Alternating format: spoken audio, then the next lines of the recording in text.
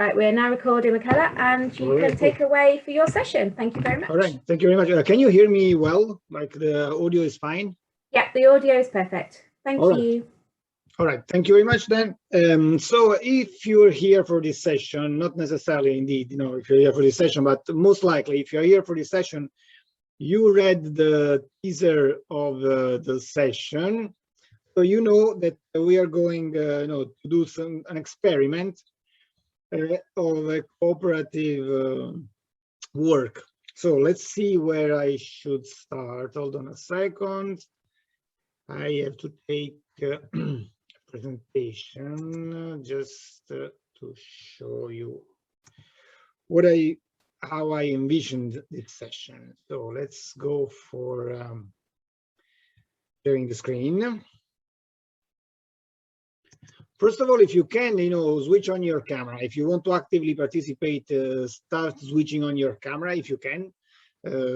So my idea is, to try to do something together, to create something together in this short time, in this 1 hour time, less than 1 hour. So I called it a cooperative project. And we will deal with the Hong Kong landslide early warning system, trying to make up a single slide fact sheet about it. This is part of, it's an initiative of the working group number 4, the e-learning working group. And hopefully, so because I sent an email in advance to all the members of the WG4 working group, you have read the paper that I just put the link to in the chat. So the paper is the paper, this one, the journal article by Kong and co-authors, written last year, published on Landslides. The title is Hong Kong's Landslip Warning System, 40 Years of Progress. So it's basically a description of what has been going on in Hong Kong since 1977, if I'm not wrong. So my idea of the session is this: starting with a brainstorming part, I will be trying to write on a whiteboard whatever comes out, from our brainstorming initial part of this session, and then I will move on to do something, trying to construct, at least to put the main elements of this single slide together, and then possibly closing with a small discussion.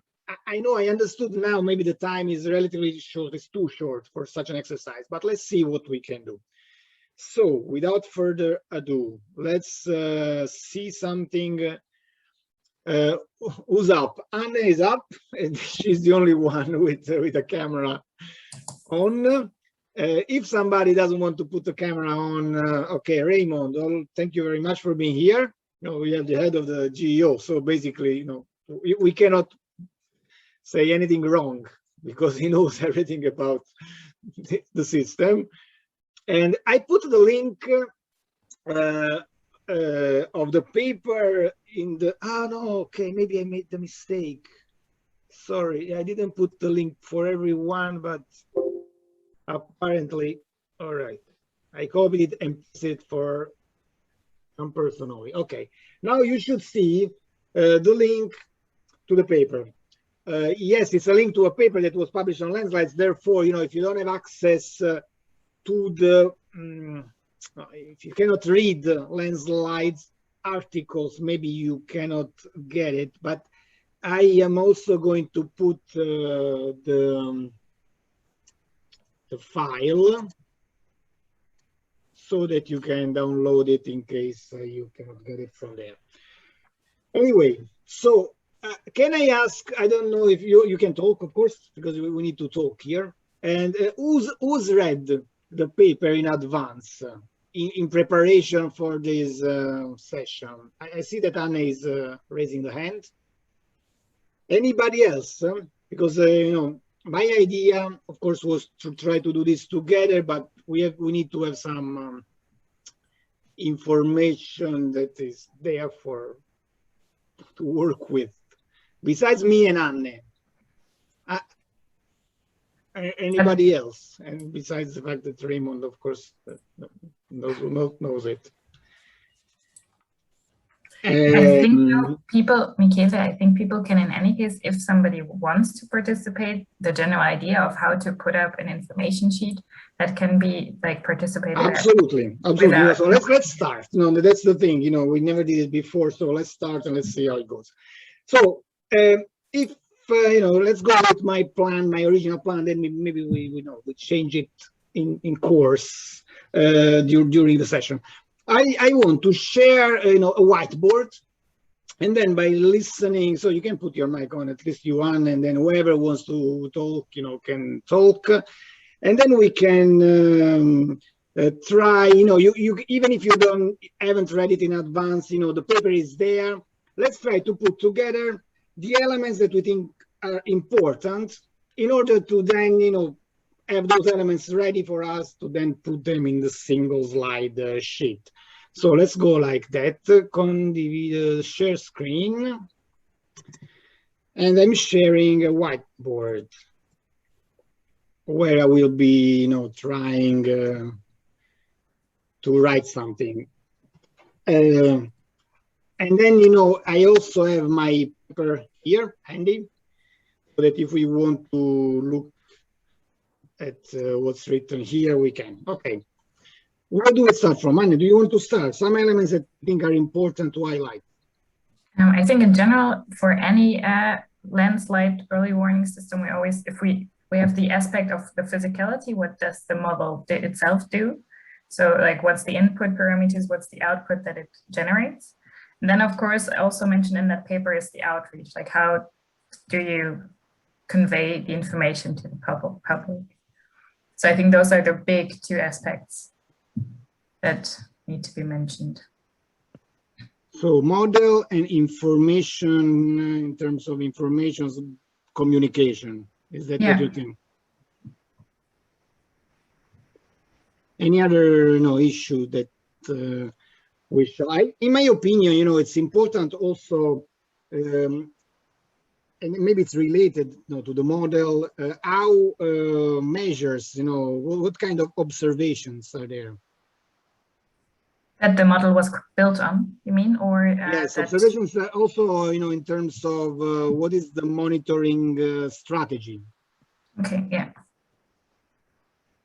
So that in the case of this, the Hong Kong one would be the rain gauges mostly, right? Absolutely. So in this case, maybe we can even switch with some color. It could be rainfall. I'm saying rainfall because that's what this and rain gauges in particular. Although what I also saw is rain gauges, okay, for the measures, but there's also some forecasts that are somehow included. So rainfall forecasts. And also the environment. So, I mean, the thresholds are created for different type of engineer or slopes, right? Either natural absolutely, or absolutely. So another issue is, let's say, typologies of, let's call them landslides. The word, because in this particular, then I can say it. In this particular system, there is a difference between man-made slopes that are the main focus of this system, and then we have natural terrain landslides. Let's call it natural terrain landslides. Yes. And then also, in terms of man-made slopes, it's important they make a distinction between 4 types of slopes. Now I don't recall them by heart. It's cuts, so it's soil cuts, something like that. Soil cut, rock cuts, and then what else do we have? We have retaining walls at the end. Fill slope. Okay, fills. Okay.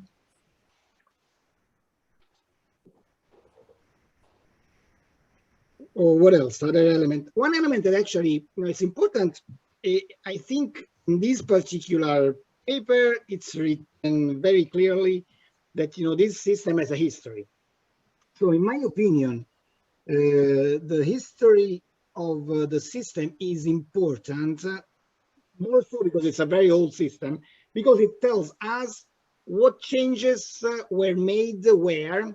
So, you know, implicitly it tells us things that were working and things that were not working properly, or at least, you know, they needed to be updated or changed.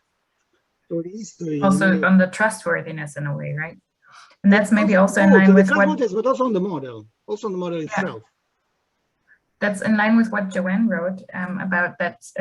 It's important to know about the consistency and longevity of the record that's underlying. I suppose record with that, Joanne, you mean the landslide record, or like the record of? I think, well, it's sort of both really, in terms of the consistency and the longevity of the rainfall observation record, but also the landslide record. So if you change the approach by which you collect data throughout that history, you need to be able to demark that change, so that you know that the system is, you know, how the system is being affected by those changes, because obviously all these things update over time. So gauge stations improve in accuracy over time. Our ability to identify landslides gets better, hopefully, over time. And so these are all important things. Did I put correctly most of your thoughts in this? Or in consistency, longevity, I understood you're thinking about data series and so observation accuracy is something else? You were thinking about something else? No, I think that was it. Okay. Michele, Graziella here. I think also in the history, it could be, of course, interesting to know the history of the, of course, how the model, so the technical part, the history of the technical part, but also it could be interesting to understand, since this is now a longer early warning system, how they manage to survive for a long, the sustainability. Okay. Yeah, it could be interesting to learn, because this, I think, is a big issue for many of us, how maintain such kind of system over the year, especially if we we work with some regional. That's, in my opinion, also based on what, but then I'm going off track here, but also based on what, some of the discussions that were held yesterday. It's very much, you know, location dependent. You know, Hong Kong and the special administrative region of Hong Kong has an history and has a capability. Maybe, you know, that same practice cannot be exported, let's say, in Campania region or in Norway or in Japan. But, you know, absolutely, it's interesting to understand, you know, how, survival for 40 plus years and, you know, being in operation, and it's important. At least to know the key issue that are important, because maybe, okay, maybe not everybody has the possibility, so in other country, but at least there are some basic issues that probably are there, and so there are some key parts that are probably important, and in other country can be replicated anyway. So I think it could be interesting if what else can we put here? I'm one thing that didn't come out, at least up to now, I want to put it, it's the warning levels. Yes. Yeah, it's related, of course, you know, to the model, but the warning levels specifically are a key issue. And in the article, there is a distinction between internal and public, I guess they're called like that, public statements or notice or statements, I guess it's called notice, because some warning levels are, you know, only for internal use and some others are public. And also that is related, in my opinion, there is an history there that is also important to track. So the warning levels changed over time. And also, you of course, know how many are there. They were not always the same number. They even have different names. And the issue is some of them are internal, some of them are public. Okay, anything else?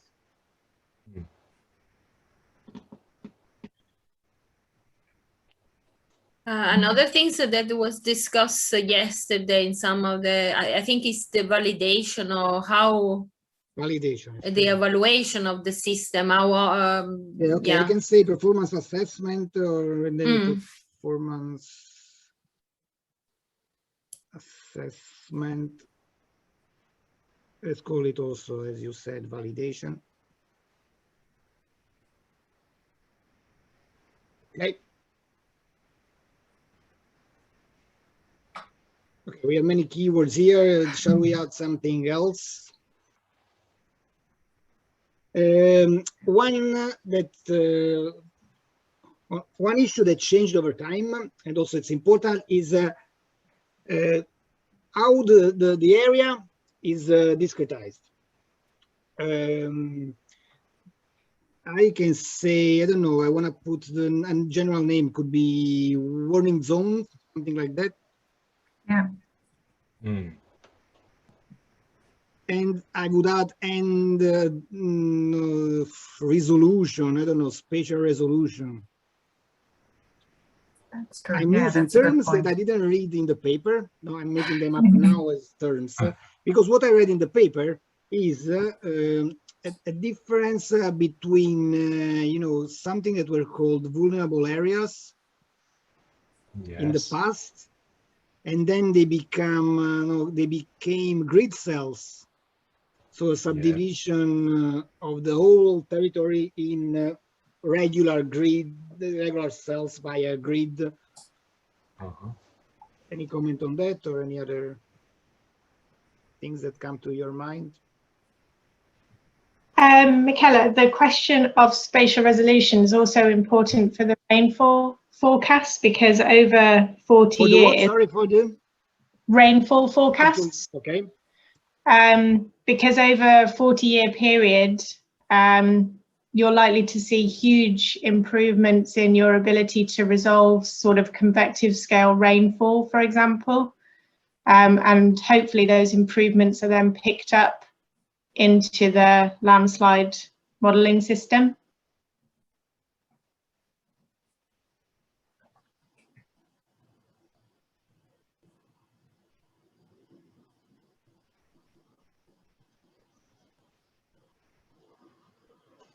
On this issue, I can say, by reading, you know, what happened, what they did, that there is a difference, and then we can put it also here, maybe, I don't know what color, green. I can say difference between measures, I already put it actually up here, this thing. Measures with rain gauges, you know, measures of the past, and forecast that is the future. Somehow, you know, there are some indicators. How do I want to call them? Indicators, rainfall indicators.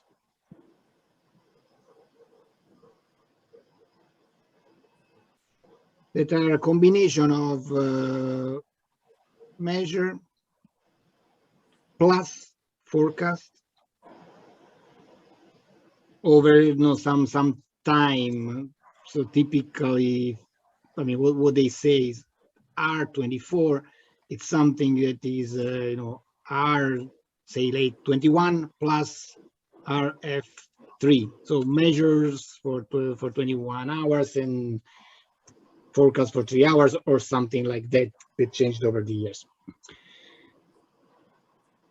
Any other comment? Oops, what happened?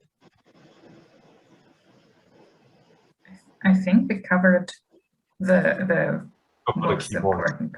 Yeah. All right. Yeah, I so mean, now, maybe from the expert, did we forget something?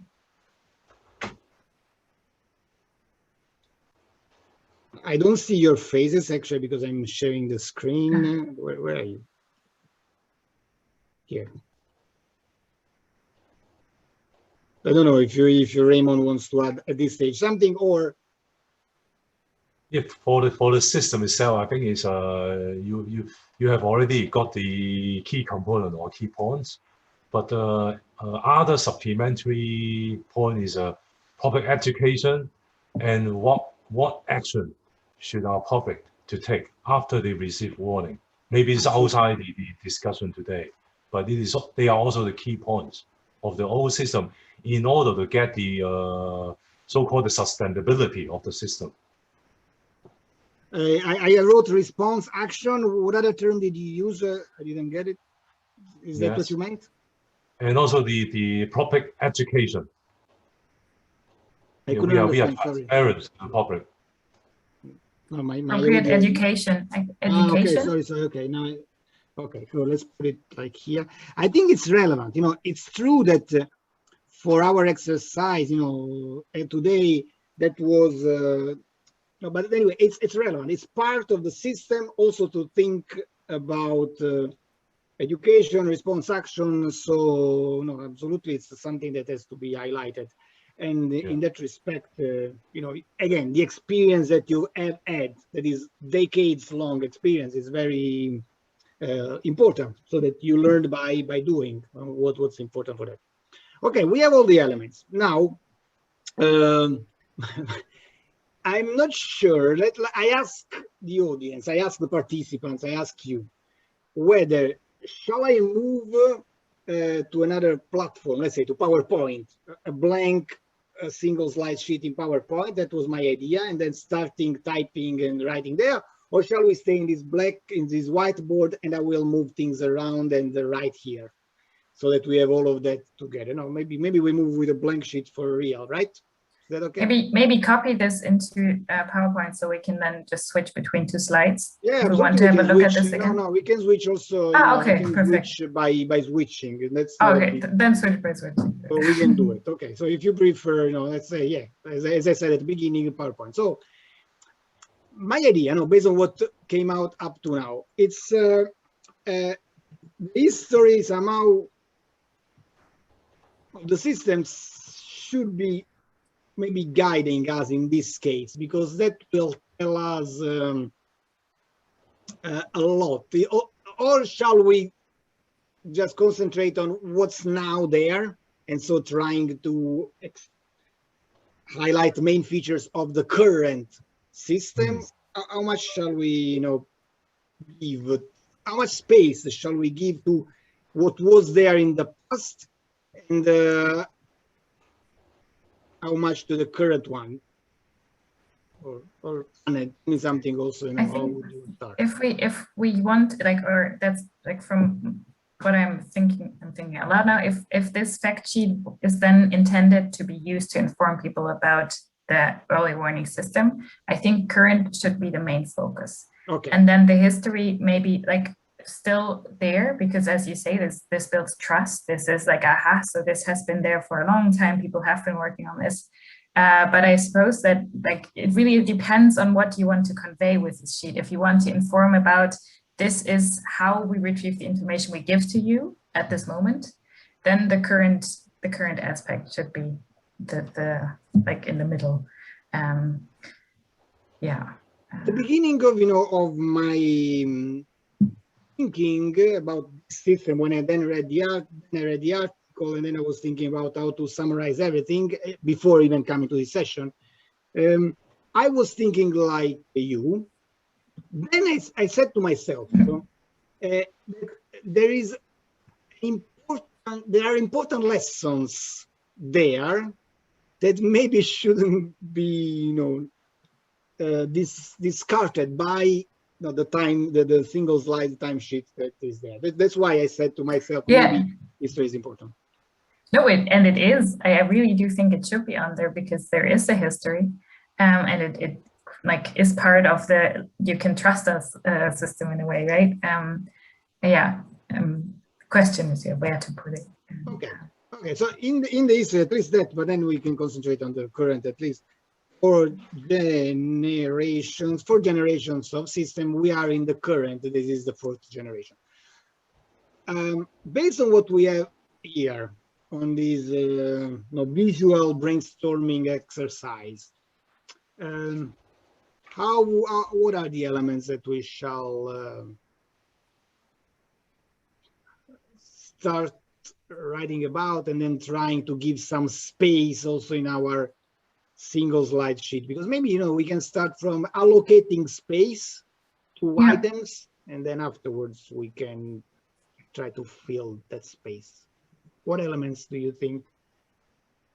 I mean, what you often see with allocating space is often that you also put just like boxes, right? Informative. Mm-hmm. So that might be helpful if we want to allocate space.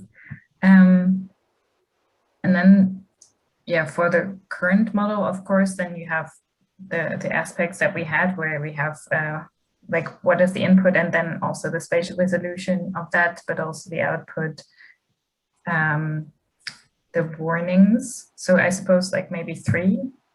All right, so let's say like this. And then we change the shape to this, the input, the output.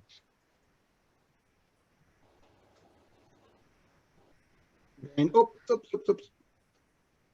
Then we can have the spatial resolution as an item. And there was also warning levels, right? That we. Now on the warning, did you say methods, models? What did you say? Levels. Sorry, I think. Okay, no, levels. Yes, absolutely.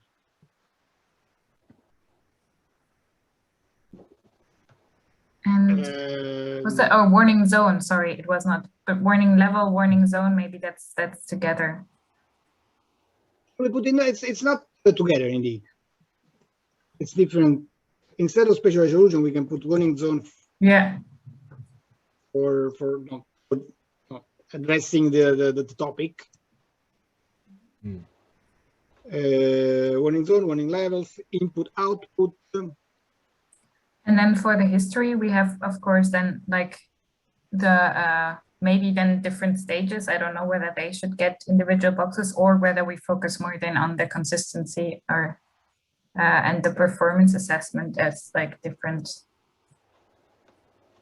parts. Yes, now I don't know either on that. Yeah.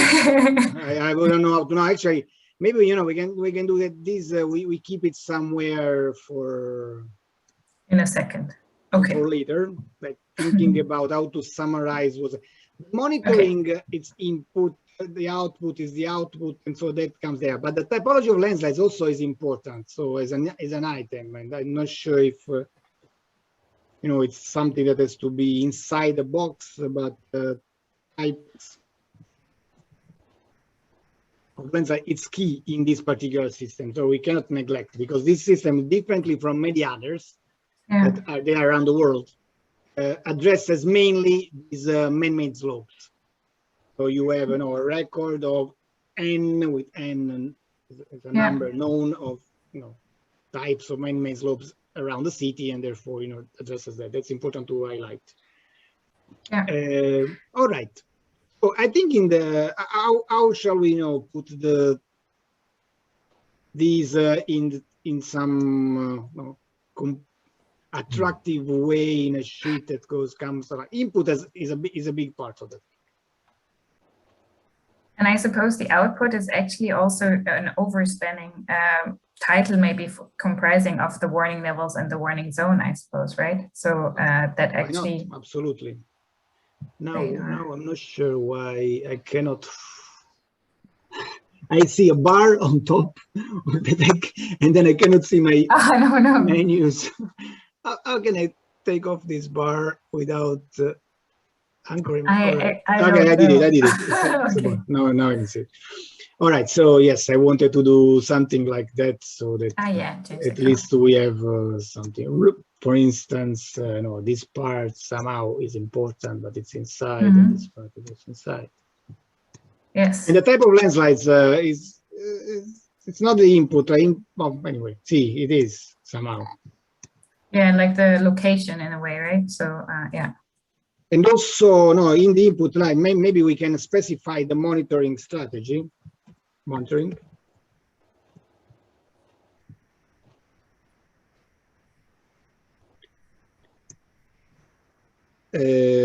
All right.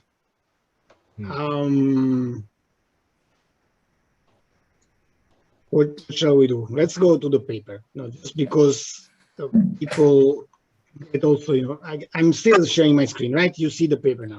Yeah, we see it. Okay, this paper, okay, I took some notes so you can see also some notes from me, but that's not important. What I want to say is that, for instance, in my opinion, an important item is the fact that there is a formula that is used to compute an equivalent number of total slopes that may fail. And this formula is anchored also with some correlation, important correlation between a frequency, estimated frequency, and the measure of the rainfall that it's being used is used in this system. That is a 24-hour rolling rainfall. So somehow something like that, in my opinion, should be there. So in my opinion, you know, something like these should find some place here. And also, if we think about, you know, the formula. The formula, definitely. Yeah. It's the prediction model. Yes. Okay. Then we can call it. Okay. Also, it's important also to use something here. The prediction model, maybe it's not the input, it's not the output, it's something in between. But so actually, the prediction model can help us to define what do we need in the input or in our input box, right? So because we have the rolling 24-hour rainfall, so we know we need rainfall. We have F was depending on that's the fit that we have, right? Yes, F is basically yes the y-axis here. That is related to the type of landslides because it's 4 of these curves. Yes. Yeah, and then the number of slopes that you have within that specific spatial resolution. I don't remember warning zone or so that kind of already gives the information. What do you need as information to generate a warning? All right. So. Is it true that it's coming, you know, somehow as I'm moving these things around, that we need something in the middle that is a prediction model that relates the input to the output? Yeah. So even visually we can try to express that. What else in terms of warning levels? What I wrote here, because, you know, it was me mentioning it, but then you read, you know, it's important in my opinion to highlight the fact that there is some that are internal and some that are public. Yeah, I think we need a criteria. So the threshold, when should we issue the warning?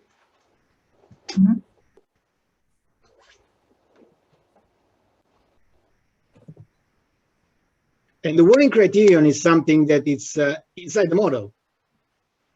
Is that what you meant? Yes, yes. Probably after the prediction model, we got the number, and then we will see whether it meets the warning criteria. So I think it should be after the prediction model. The prediction only predict maybe the number of landslide. Perfect. So yeah, somehow, so in you know, a way, it's a decision tree in a way also, right? So we receive some input that goes into the model. We retrieve a value. If it is above a certain threshold, you have either the warning, like if it's above the number 15, was it? 15 landslides, there's a public warning. And if it's a different number, you have the internal warnings, right? Yeah. So you would go, like you're saying a decision tree, but the input criteria. Say what you're, sorry. So the input into the model. So essentially what you have, but just like making arrows in between. I think input, like it's exactly what you've written. Just that, like, if we want to know how to connect those different boxes, essentially it's a flow, right? So Sure. No, I don't know what this is not working. Okay. So basically, how many, let's say that we want to write, to do something that is like a flow, maybe it can be an horizontal flow, and how many, say, boxes are we thinking about? Are we thinking about 3, like input, prediction, output, or are we thinking about 4? No, how many? Where do we start and where do we end, based on what we are saying? I like this already quite well, because it has this threshold that Raymond mentioned with the warning criterion. So do we even reach the output or do we not? Or although the question is the output But already this is the value? no, as a dignity of same color of this one, so it's the third of the 4 boxes. In that, is that what you mean? I think you're. Yeah, maybe. Or well, the question is the output only the warnings that are issued, or is the output already the value that we retrieve from the prediction model? That's the question maybe now. And also, I think that in the output is as a concept, okay, it's something that at the end has to go there. Indeed, the warning zone that I was mentioning is a warning zone that in the system is in the prediction model. At least, the way I was thinking about discretization. Maybe it's not a warning zone, but as we said, the spatial, before we said the spatial discretization, because it's something that allows the computation of this number, then goes there. Whereas the output, the warning zone for real, that's an important issue. But from what I understand, the system gives general warning to the population without differentiating. It's not that you give warnings to people that are living, I don't know, on the island or in Lanta or like something like that. You give warnings to everybody at the same time once the criterion is met. That's important to highlight, I think, because some other systems, we've been seeing many examples yesterday, and we know you differentiate. You say that part is red, that part is yellow. In this case, that's not the case. So it's important to say. So then the issues were given for whole Hong Kong? Yeah, Raymond, is that correct? Yeah, the warning, we issue the warning to the whole Hong Kong, because in the past, I think the resolution is not high enough.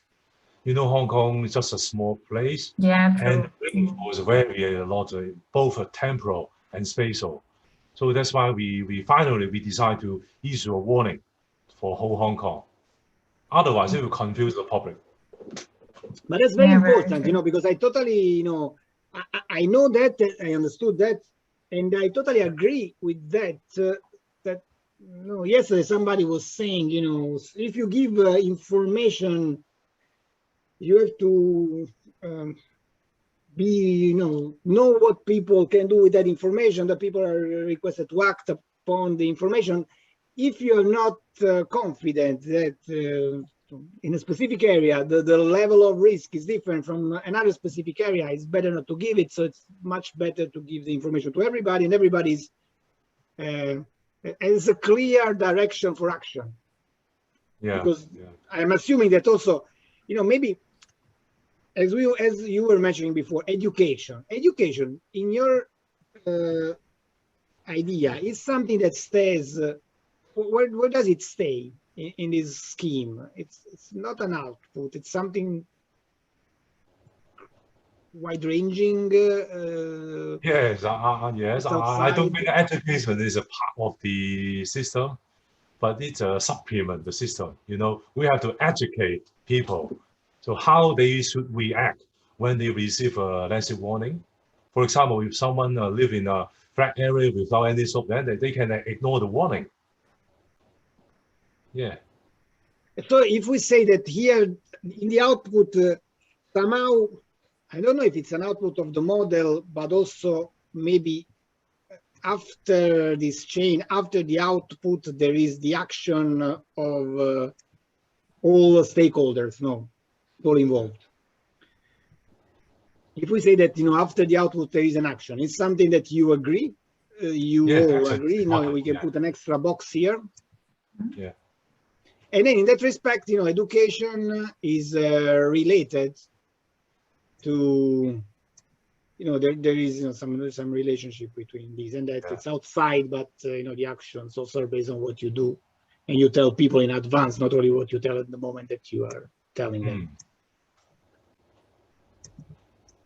What other elements are missing from what we said? I still have an understanding question, Raymond. So then you have those 4 different types of lens, or like rocks, slopes, that you have different like functions for to generate whether the threshold is or whether to generate the values for the formula that we see for the prediction model. But then the issues are or the warnings are issued without respect to any of okay, so if in any of those 4 equations you reach the threshold, then you issue a warning. Okay. Yeah, actually we have 4 types of slopes. That's why they got 4 types of failure frequency. So when there's a rainstorm, then for each map cell, we can calculate the number of predict lens size on each map cell. Then we sum up all together for the whole. Okay, it's a sum. Yeah, if it exceeds 15, then we will consider the issue the warning, no matter as a rock slope, field slope. Otherwise, it's very confusing. I totally understand. So I was already wondering how you issue that. Then you need way more education than for people to stay away from specific slopes. Well, but that's very important, because I mean, I like it very much, this way of thinking, because you are making the computations, they are hidden in your model. No, I mean, they are open, let's say like that. They are clear to you, managers of the system, what you're doing. Mathematically, you have formulas, you have 4 different types that you are considering, because you know that the frequency in those types are different. But when you end up with some number, and then you decide that you have, warning level, it's important to recognize that all those details must not necessarily go out as details that will tell you to zone a part of Hong Kong in a certain way, or a certain type of slope in a certain way, and because you know that failures may happen differently from your model in terms of internal distribution. But at the end of the day, what's the sum will guide you towards a probability of failures happening.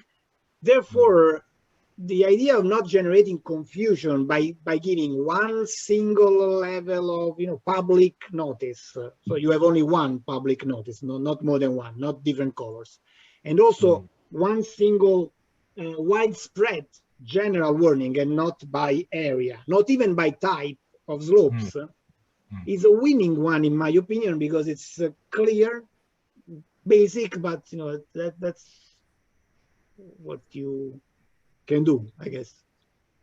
Well, actually, the warning system, the calculated number is only one criteria. Actually, when we have to gauge the actual number of lens size at that time, if there's a lens size, the public will phone us, they'll call the police.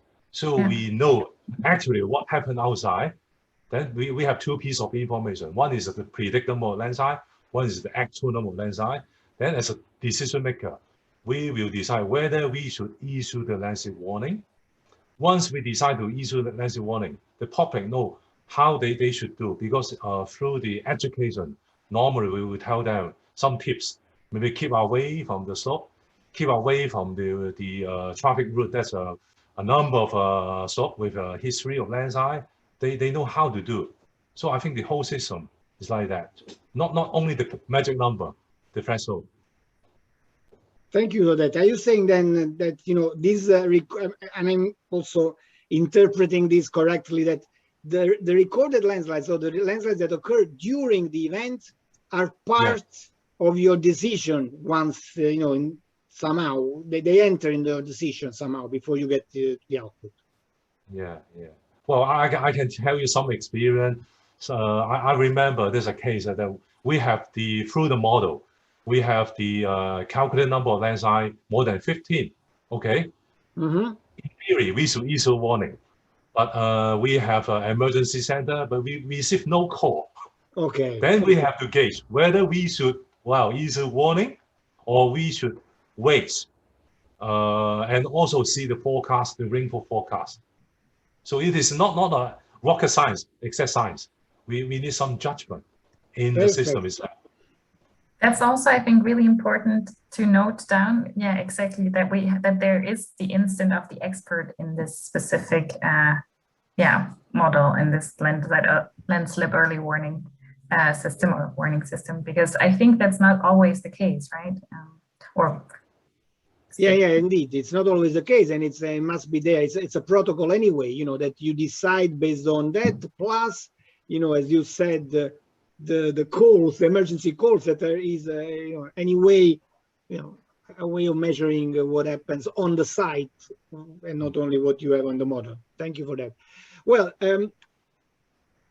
any other comments from generally whatever from this slide that is taking place? But of course, you know, we will within working group 4 trying to summarize these things at a later time with more time. Any other comments from you all, from Anne, Raymond, Joanne, Graciela, whoever participated, and all the rest? I was now thinking again how to include, because I like the structure, the horizontal way with the different inputs and also good choice of colors.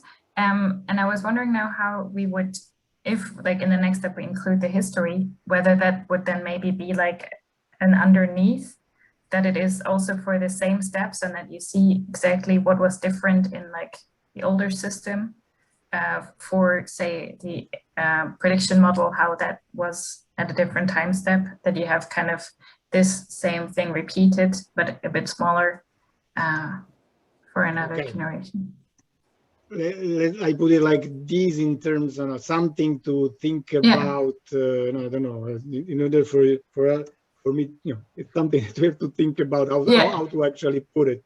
Let's put it also in front of everything so that we know that it's something that's important. All right. Can I, you know, just before closing this, I have to save it afterwards. Okay. Yeah. I can tell you all that you know, before just 1 hour ago, I was trying to do this exercise by myself, and I started with the brainstorming somehow, and then I put some items there. So I want to show you, you know, this is our brainstorming board, like one. Then we have this draft, initial draft, concept draft of the single slide fact sheet. When I was working by myself, I ended up doing something like that. I was writing something on a board, and that's you know, the things that came out from the article. No, 40 years plus 4 generations. These are the years, so it's 4 generations. In the very last generation, you say in the article, there were 3 limitations to overcome. So it's important, in my opinion, to say something about what were these limitations. And then I wrote the formulas that actually are used in relation to R24 and the 4 type of landslides and the frequency curves, bilinear relationships. The fact that you say that you are including, now it's still in experimental stage, the natural terrain landslides. Okay. Then thinking about issues, this is something that came to my mind as a way of portraying history. But then, it's really totally different from what we came out with. Because I was saying, warning levels. We have some warning levels here that come from an history of warning levels. The prediction model, we have some prediction model here that comes from an history of prediction models, moving from thresholds to a frequency model. The ring gauges, okay, they were increasing with time, and also the measures. The R24 somehow got some tweaks over time to end up with a measured one now and something else. And finally, this number that is a number that you use in your formula that started with 10 and now it's 15. I thought that I would close with this so that to show you also what I've been thinking, how I would have summarized, at least in a short time, the article. With these, I can see you again because I was looking at my screen with all that, but I couldn't see the faces, at least the two cameras that are up. Our time is almost over. If you have the exercise went in a way that was different from what I envisioned, but interesting nevertheless. Any comment from anybody? I found it interesting that there were these very two, like that when you started, you had a very different approach because you focused on the history. And I think that's actually an aspect. I mean, it doesn't need to be either or, it can also be a supplement to each other. I think that adds really nicely together, actually. Well, what you say now, we can, you are part of the working group, we can work at this afterwards, but what you say now also tells me maybe we can have two single slides. So yes. One single slide is the single slide of the current system, and then you have a supplementary single slide for the history. Yeah, and that actually is then also this like longevity and sustainability, or something that was mentioned by Graziella and also by Joanne, that you can see. On the issue of sustainability, longevity. Now, what are your comments? And then we know, okay, I tell everybody that you shouldn't miss the session that is in 2 hours time, I guess, when they will be talking about their system in a way that is proper, not the exercise here. Raymond, just a comment about, the sustainability of this effort.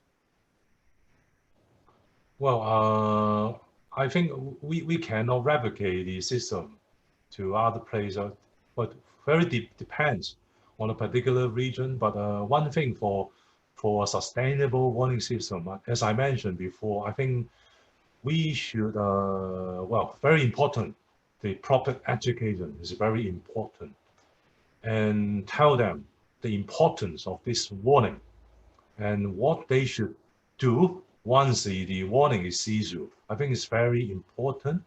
The second important thing, I think, is on the prediction model. In particular for climate change. Now we choose to use more or less a statistical model, but we also have to upgrade ourselves. So the performance will change from time to time. So the prediction model yesterday may not be valid for future. So that's why the updating is very important. And also we're thinking about whether we should use other approach instead of only the statistical the correlation, because we only got the rainfall. Maybe 24 hours is a highly correlated parameter. But what else? Maybe the topography, maybe the landscape, vegetation, site setting, etc. That's why I think we have to treat this as a nonlinear relation. To deal with a nonlinear correlation, I think we have to engage some new tools. For example, maybe machine learning, maybe AI is other tool. So we are thinking about this in this direction right now. Yeah. Thank you very much also for giving us your vision of the future of this system. And I'm looking forward also to listening to the presentation, the discussion that you will be having in a short time. Actually, I think that if I'm not mistaken, yes, I have a final slide that, please. Yeah. You wanted to say something? Oh no, I just wanted to say, well, I'm going to have a detailed presentation on the system.